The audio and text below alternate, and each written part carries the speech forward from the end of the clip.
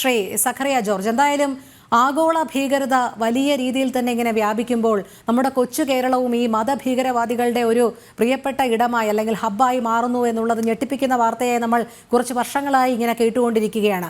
ഇത് തടയിടുന്നതിന് വേണ്ടി ഭരണകൂടങ്ങൾ ശ്രമിച്ചേ മതിയാകുകയുള്ളൂ. രാഷ്ട്രീയ ലക്ഷ്യം, പ്രീണന സ്വഭാവം ഇതൊക്കെ മുന്നിൽ കണ്ടുകൊണ്ട് യാതൊരു ഇന്റലിജൻസിന്റെ റിപ്പോർട്ടുകളുടെയും അടിസ്ഥാനത്തിൽ യാതൊരു തുടർ നടപടികളും സ്വീകരിച്ചില്ല എങ്കിൽ ഇപ്പോൾ ഗൗരവതരം എന്ന് പറഞ്ഞത് നാളെ ഒരു വലിയ പൊട്ടിത്തെറിയിലേക്ക് തന്നെയല്ലേ കാര്യങ്ങൾ കൊണ്ടുചെന്ന് എത്തിക്കുകയുള്ളൂ. അതിന് സംശയം വേണ്ട. 2006 പ്രകാശ് സിംഗ് കേസിനകത്ത് സുപ്രീം കോടതി ഇന്ത്യയിലെ കാര്യങ്ങളൊക്കെ വിലയിരുത്തിയിട്ട് സുപ്രീം കോടതി തന്നെ പറഞ്ഞ് എല്ലാ സ്റ്റേറ്റിലും സ്റ്റേറ്റ് സെക്യൂരിറ്റി കമ്മീഷൻ വേണമെന്ന.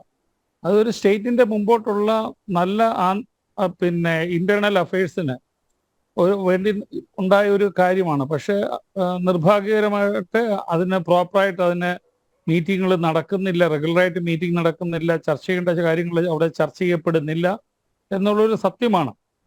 പിന്നെ അതിൻ്റെയൊക്കെ അടിസ്ഥാനത്തിൽ നമ്മൾ IB ഇന്റലിജൻസ് ബ്യൂറോയും കേരള പോലീസും കൂടെ ചേർന്നുകൊണ്ട് സൗത്ത് ഇന്ത്യൻ ഇന്റലിജൻസ് ഷെയറിങ് ഒരു സെൻറ്റർ ഉണ്ട്.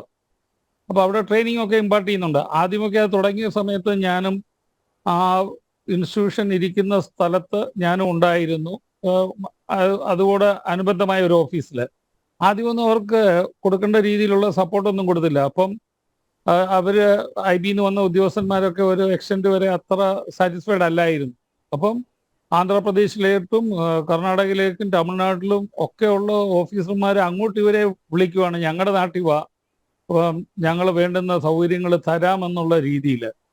എന്തായാലും അന്നത്തെ പോലീസ് ലീഡർഷിപ്പ് താല്പര്യം എടുത്തിട്ട് ഇന്റർണൽ ഷെയറിംഗ് മീറ്റിംഗ് ഒക്കെ നടക്കുന്നുണ്ട്. ഇതൊക്കെ നമ്മുടെ ദേശീയതയും നമ്മുടെ ഇന്റേണൽ സെക്യൂരിറ്റിയുടെയും നമ്മുടെ രാജ്യത്തിന്റെ പുരോഗതിക്കും ഒക്കെ വളരെ അനിവാര്യമായ കാര്യങ്ങളാണ്. പക്ഷേ സ്റ്റേറ്റ് സെക്യൂരിറ്റി കമ്മീഷൻ യഥാർത്ഥത്തിൽ കോൺസ്റ്റിറ്റ്യൂട്ട് ചെയ്തിട്ട് ഇപ്പം തന്നെ ശ്രീ ജയരാജ് അദ്ദേഹം പറഞ്ഞ കാര്യമുണ്ട്, അത് ഇവിടെ ചർച്ച ചെയ്യപ്പെടേണ്ടതാണ്. പക്ഷേ ഈ സെക്യൂരിറ്റി കമ്മീഷൻ ഇല്ലാതെ അതിനകത്ത് റിട്ടയർ ചെയ്ത പോലീസ് ഉദ്യോഗസ്ഥന്മാരുണ്ട്, മറ്റിതര എക്സ്പേർട്സിനൊക്കെ ചേർത്തിട്ടാണ് ഇത് വിഭാവനം ചെയ്തേക്കുന്നത്. അപ്പോൾ അവിടെ ചർച്ച ചെയ്യുന്നില്ല. നമ്മളിപ്പം ആരുടെയും മതം ഇൻഫീരിയർ അല്ല, എല്ലാ മതവും നല്ലത് തന്നെ.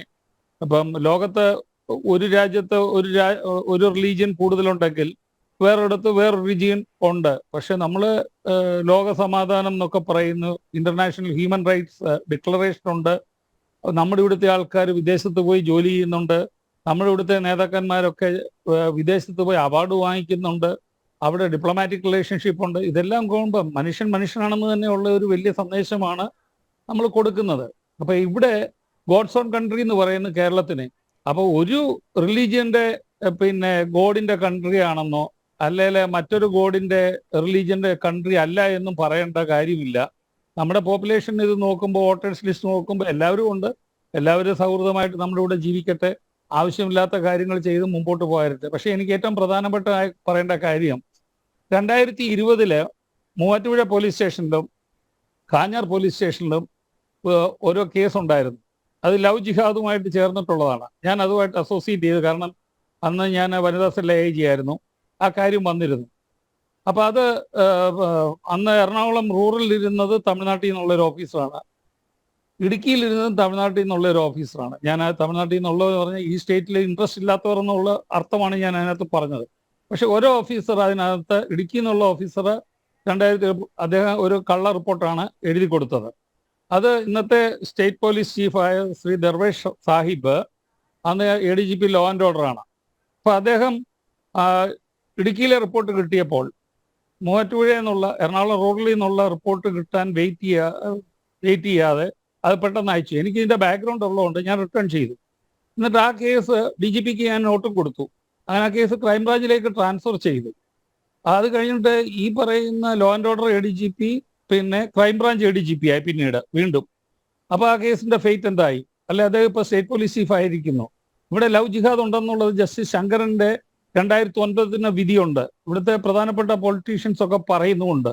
അപ്പൊ ഇത്തരത്തിലുള്ള ഒരു ഗ്ലെയറിങ് എക്സാമ്പിൾ കൊണ്ട് ഇതാരും ജയരാജൻ ഈ ലവ് ജിഹാദ് പറയുന്നുമില്ല, ഇവിടെ ലവ് ജിഹാദ് ഉണ്ടെന്നുള്ളത് ഒരു യാഥാർത്ഥ്യമാണെന്ന് നമുക്ക് റിക്രൂട്ടിംഗ് പോലുള്ള കാര്യത്തിൽ നമുക്ക് അറിയുകയും ചെയ്യും. ഞാൻ പറഞ്ഞത് വെറുതെ അല്ല, ക്രൈമുണ്ട്, കേസുണ്ട്. അത് രണ്ടും ലോക്കൽ പോലീസിൽ നിന്ന് ഇടുക്കി എന്നുള്ളതും എറണാകുളം റൂറലിൽ നിന്നുള്ളതും ട്രാൻസ്ഫർ ചെയ്ത് എറണാകുളം ക്രൈംബ്രാഞ്ചിൽ പോയി. അത് അട്ടിമറിക്കപ്പെട്ടോ എന്ന് നിങ്ങൾ പരിശോധിക്കണം.